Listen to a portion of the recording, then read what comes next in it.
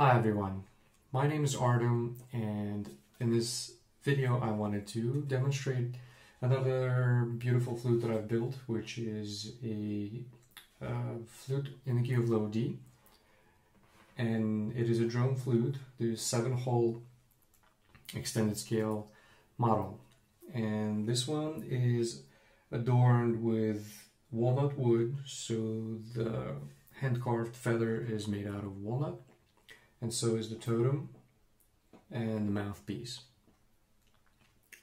This flute is tuned to 440 Hertz, and I would like to demonstrate to you how it sounds. First I will play a pentatonic scale, then pentatonic extended, and then Arabian and Arabian extended. As well, I'm going to introduce some cross fingering to go above the 7th thumb hole in the scale.